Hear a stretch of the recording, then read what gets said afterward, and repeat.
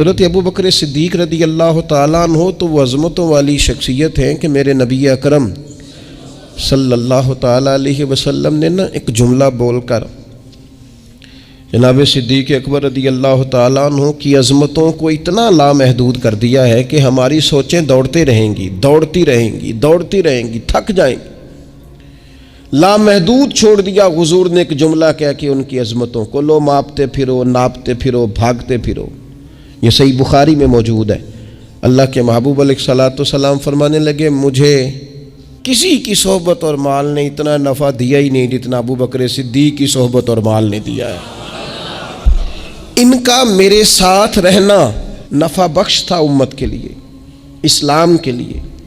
محبوب فرماتے ہیں مجھے اس سے نفع محسوس ہوتا تھا ابو بکر صدیق کا ہونا۔ یاد رکھو، ابو بکر صدیق اسلام کے دامن میں ہیں تو اسلام نفع بخش ہے۔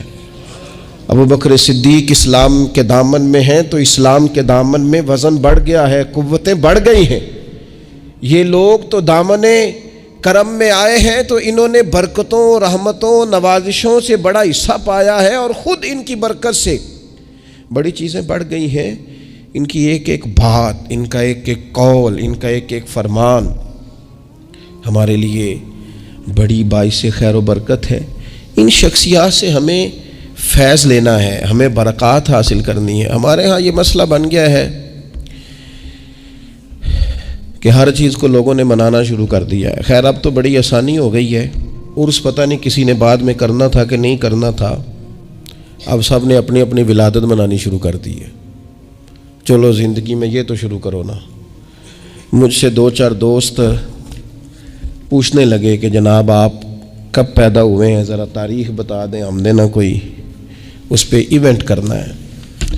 تو میں نے انہیں وہی جواب دیا جو میں انٹرویوز کے لیے آنے والوں کو دیتا ہوں۔ ڈھیر سارے لوگ مجھ سے رابطہ کر چکے ہیں۔ آپ کو پتہ ہے اب چینل بہت زیادہ ہیں، اور چینل کے علاوہ بھی ایک لمبی لسٹ ہے میڈیا چلانے والوں کی، جناب آپ کا انٹرویو کرنا ہے، کوئی ٹائم دیں۔ اور ایک تو مجھ سے شکوہ کرنے لگے کہ بالکل ہی آپ کا کبھی نہیں دیکھا کسی جگہ کسی کے ساتھ بیٹھے ہوئے، آخر اتنی پردہ داری کیوں؟ سب لوگ انٹرویوز دیتے ہیں، آپ کیوں نہیں دیتے؟ تو میں نے ان سے کہا کہ جس نے کوئی کارنامہ کر لیا ہے وہ بتا رہا ہے، ہم نے ابھی کیا کوئی نہیں، جب کریں گے تو بتا دیں گے، ابھی کوئی نہیں کر سکے، ابھی تو راہ گزر میں ہیں، ابھی تو ڈھونڈتے پھرتے ہیں کہ اللہ تعالیٰ کوئی کام لے لے۔ اگر کوئی کام رب کریم نے لے لیا تو پھر چلو انٹرویو بھی ہو جائے گا، لیکن کام کوئی بھی نہ ہو، نیری باتیں ہوں تو اس کا مطلب کوئی نہیں ہوتا۔